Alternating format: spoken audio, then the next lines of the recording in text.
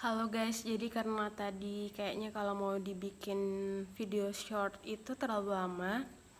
Nah, aku bakal langsung berbagi tips and trick interview. Nah, ini aku udah di tahap 4 interview. Jadi, aku itu kan ngelamar bagian branch buyer. Jadi lebih tepatnya itu kayak supervisor branch buyer.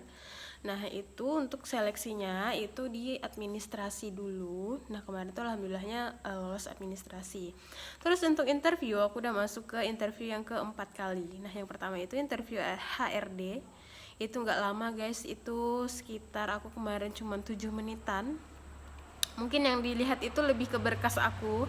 Jadi pada saat kemarin interview HRD-nya sebenarnya kayak gini, langsung sih, langsung minta jelasin, Mbak boleh perkenalkan diri kamu. Nah, cara jawabnya seperti ini. Kalau ini versi aku ya, buat teman-teman semua.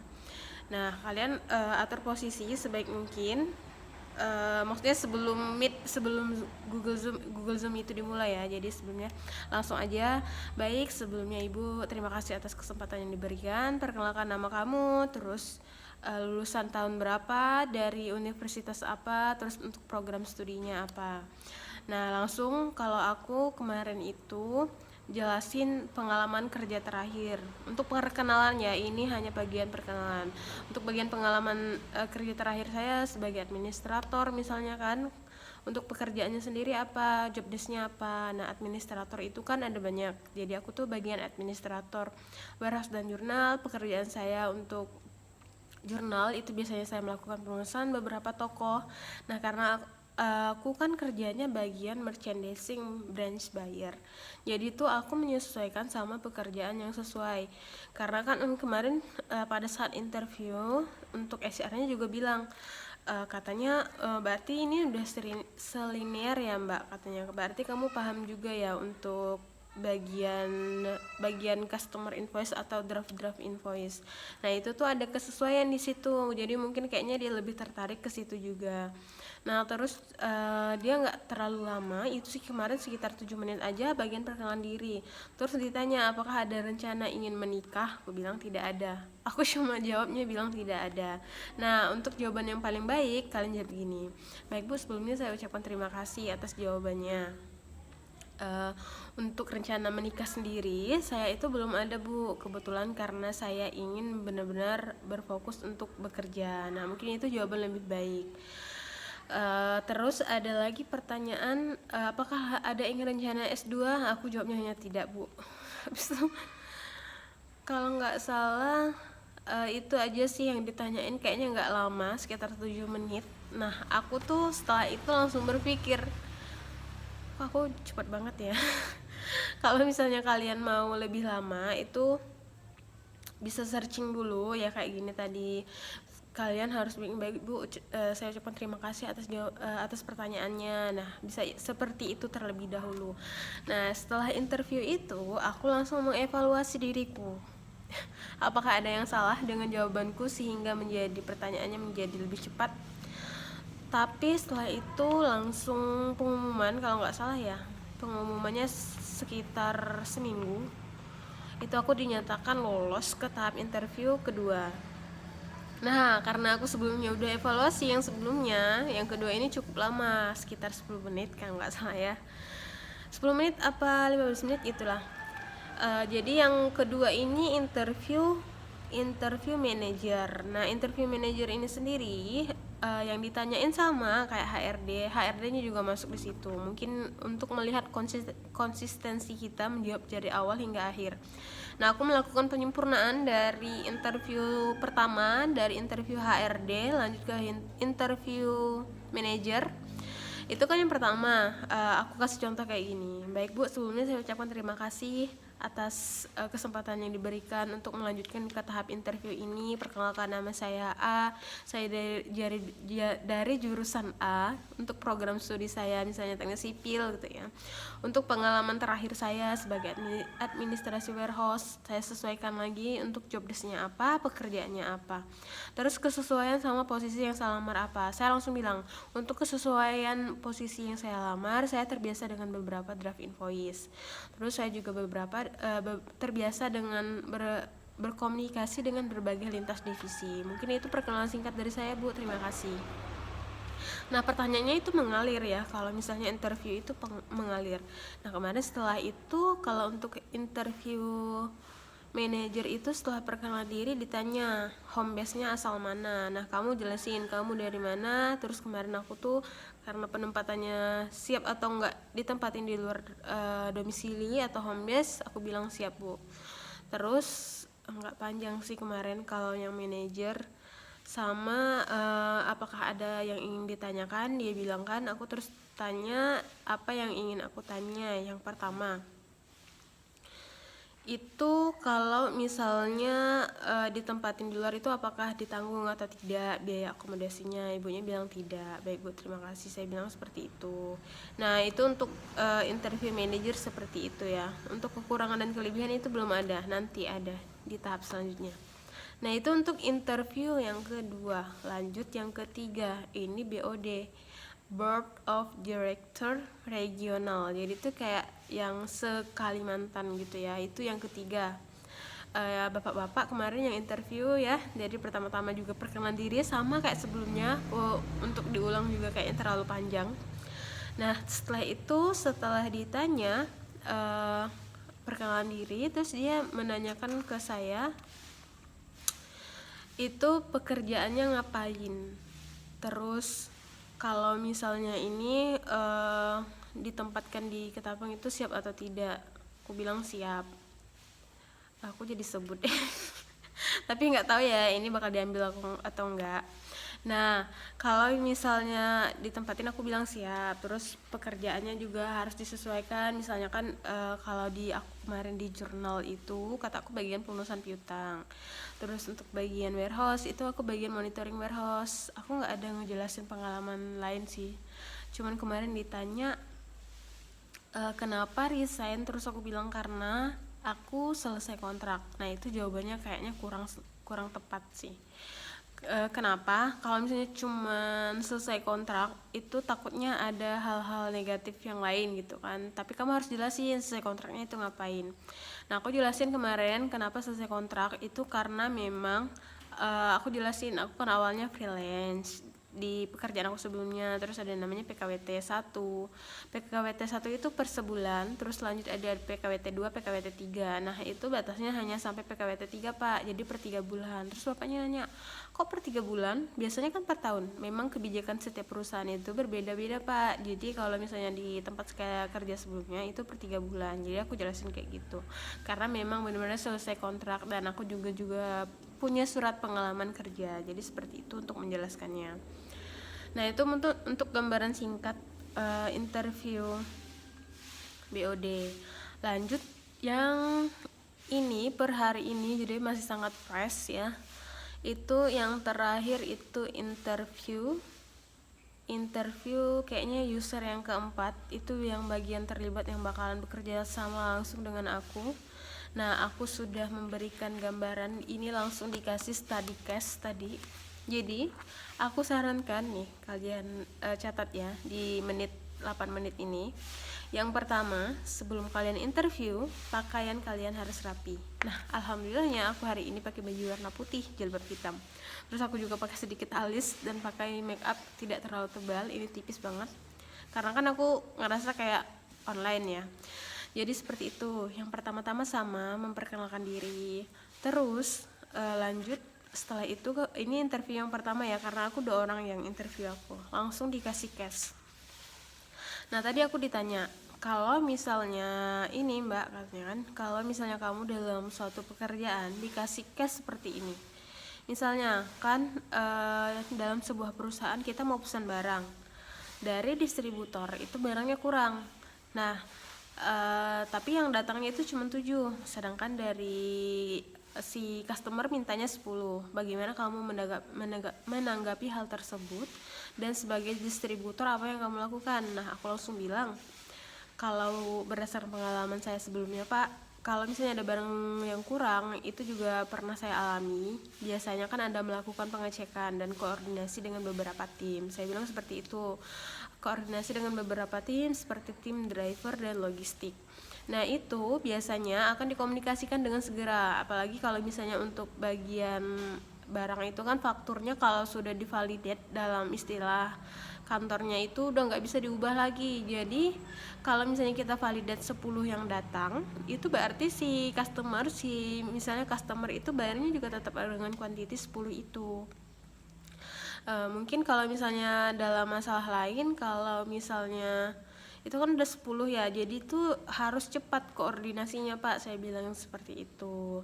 Jadi kalau misalnya harus cepat, itu tim driver harus komunikasi sama tim warehouse-nya, karena aku sebelumnya sebagai admin warehouse itu melakukan pengurangan dengan apa, dengan bukti yang dikirim oleh tim driver dan juga komunikasi dengan pihak konsumen, saya bilang gitu. Jadi intinya itu ada di komunikasi apabila terjadi case tersebut.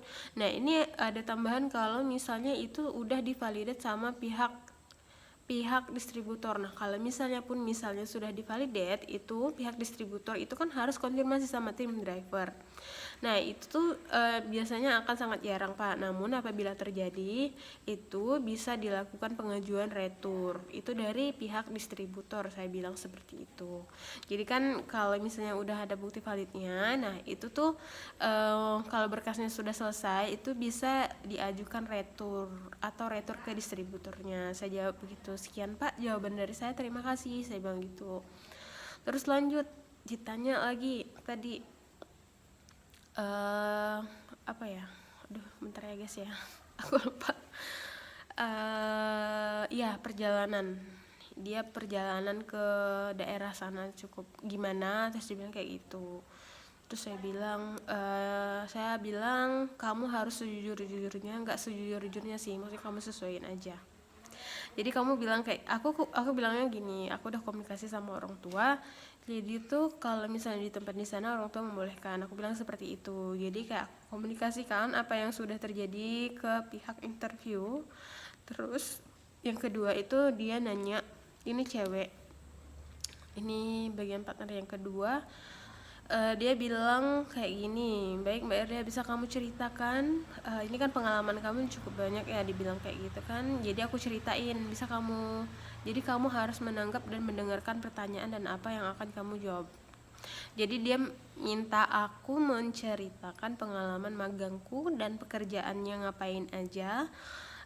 Di antara pengalaman tersebut, terus aku ceritain pengalaman aku dari pengalaman magang di BI, kan kemarin sebelumnya magang di BI, terus kerjaannya aku ngerjain ngapain. Terus aku bilang gini, aku ngerjain monitoring aset, terus ada juga dikasih project Bu, saya bilang kayak gitu. Jadi saya harus memastikan pekerjaan di lapangan itu apakah sesuai dengan RKS atau tidak dalam bahasa teknis sipilnya, saya bilang seperti itu. Nah, terus ada ditanya, kamu selain bisa Microsoft Word atau Excel itu bisa apa aja? Terus aku bilang kayak gini, bisa AutoCAD sama Tekla karena sebelumnya saya pekerjaannya seperti itu. Sebenarnya jawabannya bukan itu ya guys ya, karena kamu harus menjawab yang sesuai dan selinier dengan pekerjaan apa yang kamu lamar. Jadi misalnya tapi si interviewnya langsung mengarahkan sih, misalnya Mbak, kamu dalam skala 1-10 kamu untuk Microsoft Office-nya bisa berapa? Terus saya bilang untuk 1-10 saya bisa 8 Pak Bu. Jadi seperti itu. Terus untuk pertanyaan selanjutnya dari ibu yang satunya, masih ibu yang ini, yang kedua, dia nanya seperti ini. Mungkin nanti di akhir ada yang bagian agak awkward. Terus dia pertanyaannya seperti ini, Mbak, kalau misalnya kamu kan tadi udah nyeritain pengalaman magang ya, ceritain job desk-nya apa, pekerjaannya apa. Terus dia nanya kayak gini, langsung ke study case. Jadi study case-nya ini aku ada catat, kalian bisa belajar dari sini. Nah, untuk study case-nya itu yang pertama, kamu tuh ditanya udah ngesediain pulpen dan kertas atau tidak. Terus aku bilang tidak. Jadi ibunya menyempatkan aku untuk mengambil kertas dan pulpen. Terus jadi dikasih case kayak gini, apabila kamu jadi seorang buyer, kemudian untuk stok gula pasir itu banyak masalah di pasar market lagi kosong, dibilang. Kemudian Chemistry-nya nih si supplier mintanya itu 10 ton gula pasir khusus untuk bagian yang kamu pesan. Terus data harga jual gula pasir tersebut harus harga HET-nya yang harga belinya Rp16.000. Terus dijual dengan harga 17.500. Kemudian harga yang terbaru untuk harga termahal nih, misalnya kamu nih dapat kenalan orang nih, katanya kamu bakal dikasih tapi dengan harga 17.000. Nah, pertanyaannya berapa keuntungan yang akan diterima apabila sesuai dengan harga awal? Terus yang kedua, pilihan yang keberapa yang kamu ambil? A, tetap ambil pilihan yang harga 17.000. B, ya udahlah nunggu nanti stoknya ada harga normal. Atau C, aku punya gula batu toh harganya juga lebih murah. Terus yang ketiga, harga keuntungan jika beli dengan harga 17.000. Nah, aku langsung kasih jawabannya ya ke kalian. Jadi untuk opsi pertama, berapa keuntungannya di harga awal? Itu kan yang diminta itu 10 ton. Nah, harga data awal itu 16.000. Ditanya kalau per kilonya berapa. Jadi kan tadi dari data harga awalnya itu kan 16.000. Untuk dijual itu harga HET-nya atau harga ketentuannya itu 17.500. Untuk keuntungan per kilo berarti dikurangi ini 17.500 dikurang 16.000 sama dengan 1.500. Itu keuntungan awal. Nah, untuk per kilonya ya, kalau per 10 ton, nah aku tadi tuh salah, aku kira 1 ton itu 100 kilo. Aku nggak searching awalnya, jadi aku langsung mengira 100 kilo. Ternyata itu untuk 1 ton itu ada 1.000 kilo. Jadi karena 10 ton itu dia jadinya 10.000 kilogram. Jadi dikalikan 10.000 kilo itu dikalikan dengan 10 ton. 10 ton itu kan 10.000 kilo karena udah dikaliin tadi kan.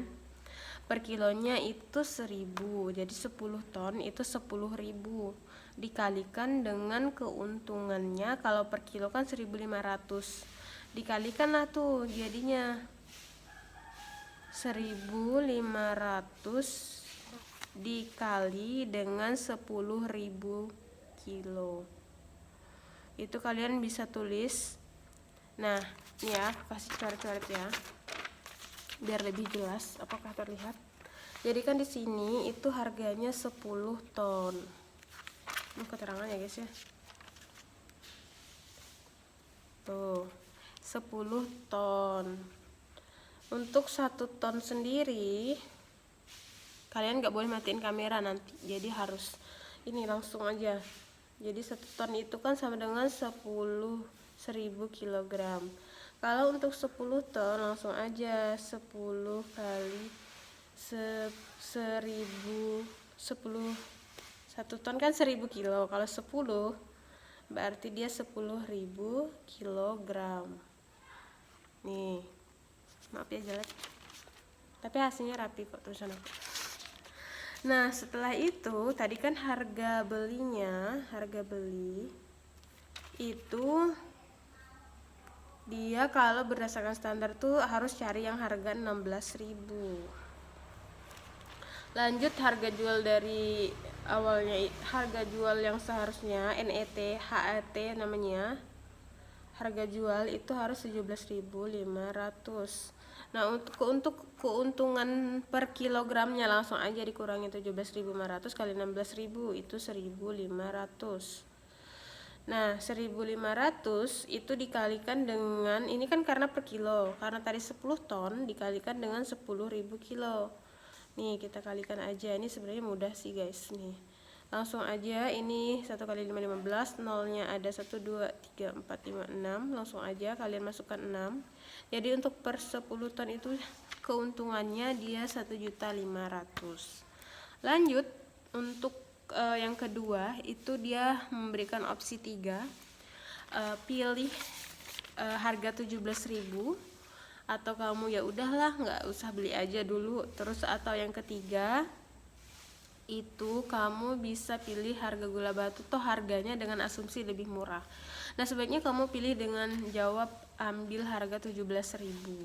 Karena kenapa? Alasannya yang pertama, karena masyarakat itu tetap akan membeli dalam sebuah transaksi itu, mau keuntungannya dikit itu harus tetap berjalan karena masyarakat kan itu kebutuhan pokok.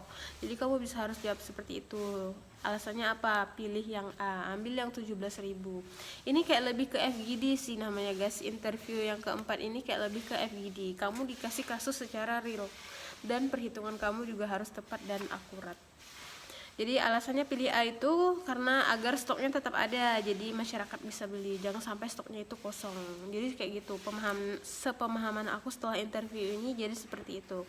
Kayak aku dapat gambaran harus